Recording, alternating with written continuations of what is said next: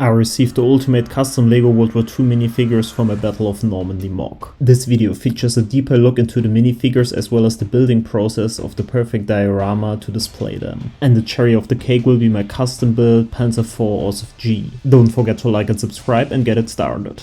The starting point of this MOC is this pre-built trench. I've used several types of slopes to give it a smooth look. I've just had to add the missing tiles at the bottom. Once this was done, it was time to start building the frame of the whole build. I've used modified bricks with a stud on the side to attach this to the rest of the construction. And sometimes it even helps to not connect all the bricks. Adding the slope to this pin allows me to attach it to the opposite side of the 1x2 brick, which in my opinion creates a pretty smooth look. Next, I've added this border to the rest of the build. I've created this by using 1x2 bricks as well as these masonry bricks. For the other side, I've used the same bricks, but actually this time they connect regularly to the rest of the plate. All the preparations are done, so let's see how big this build actually will be. To build a solid foundation, I've decided to build a bigger basement by using 16x16 plates as well as these 4x8 plates. I've then raised all of them up by using some filler bricks. You may ask yourself why I don't use some regular base plates, and the answer is because the borders wouldn't turn out as smooth as they did when using these normal plates.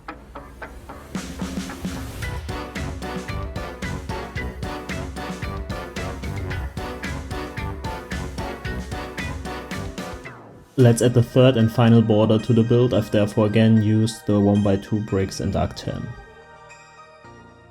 You know the drill, let's get that surface finished. But you know what, I just don't stack plates in this video together, I even built some cool landscape, so let's get it started.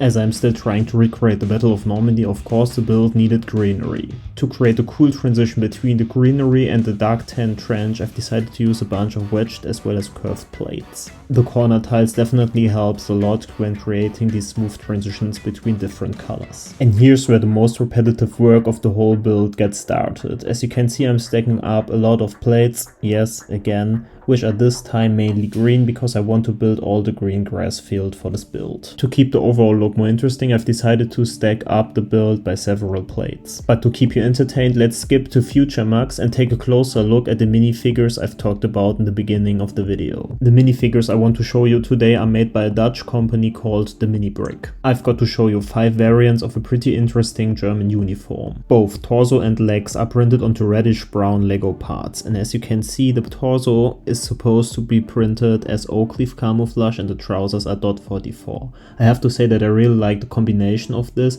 and it actually was worn during the battles of Normandy. The minifigure features a head as well as a helmet and a full 360 degrees printed body, which of course even includes inside leg printing. As this first version is geared out with the typical Kar98 pouches, of course I had to give him a printed Kar98 rifle. I really like giving my soldiers the Kar98 like so. The next minifigure is pretty similar to the one seen before, but this time it features a printed MG belt as well as a P08 Luger pouch. It is pretty clear that this minifigure is supposed to be an MG assistant, and I therefore added the Kar98 rifle again to him as well as an ammunition box.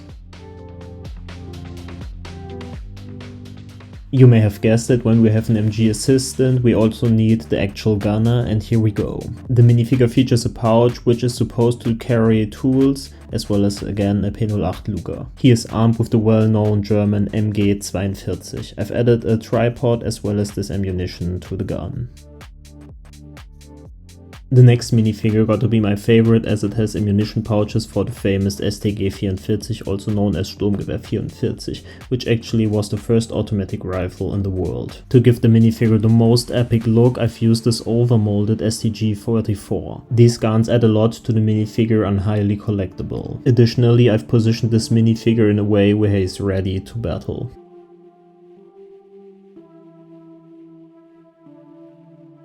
The final minifigure is the officer of our squad. He wears binoculars as well as again a P08 Luger pouch and a pouch for a map. I've decided to equip him with a unique weapon, the MP18, which originally was introduced in World War I but still used during World War II. And it's also again an overmolded weapon. That's it for the minifigures, which means we can continue stacking up plates. But the most complicated part, which was the elevation of the plates, is already done, which means I just had to put in some filler plates as well as the green plates on top of them. It is always so satisfying when one's surface is finally in one color. To give you a better idea how the final MOC will look like, I've decided to already add all the freshly made minifigures. The first one is just stepping into the trench, the other one, which is the MG gunner, is already in there. Behind the Panzer IV Ausf G, which we will talk about in a second, I've placed the STG-44 gunner, as well as our regular K98 gunner and the officer. The model features a unique camouflage, which is perfect for any World War II battle after 1943. Beside that, it features printed parts at the back as well as the side and the turret. Speaking of the turret, it is turnable by 360 degrees. If you're interested in this tank, you can check out my web shop, which is called Bricks of Valor. You can find the link in the description down below. Your support really helps running this channel. As the build obviously lacking of foliage, I've wanted to add some trees, but this time I've wanted to build some unique ones. I've stacked reddish brown dinosaur tails into these Technic bricks. Once all 5 were in place, it was time to add the upper part of the tails.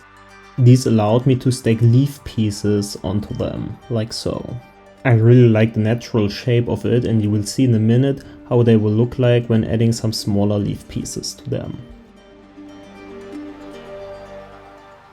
As promised, let's add all the smaller leaf pieces to the tree, of course in the same color, and give it the look it deserves. As I obviously need more than one tree, let's build another one in a quick time-lapse speed build. You are probably wondering how to attach these trees to the rest of the build, and here's how I did it. I've used a 1x1 modified brick, which even allowed me to place the tree at an angle like so. For the other two, I've used the same technique. We are slowly coming to an end, only the ground details are missing by now.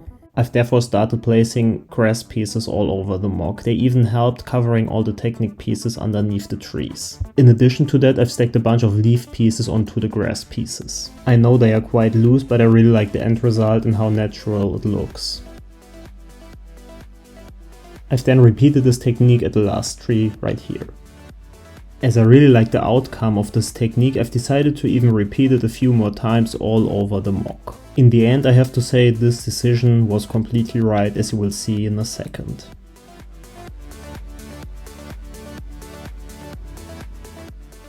Beside all the grass pieces, I've also added some spots of dark tan and medium nougat, because I think this really helps adding some more color to the build.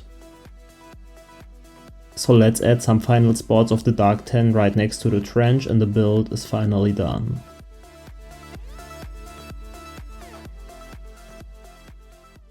Right after the landings on D-Day, the German 1st SS Panzer Division is trying to stop advancing Allied forces. If you're interested in the minifigures or the tank, feel free to check the mini break as well as Bricks of Valor. Thanks for watching and see you next time.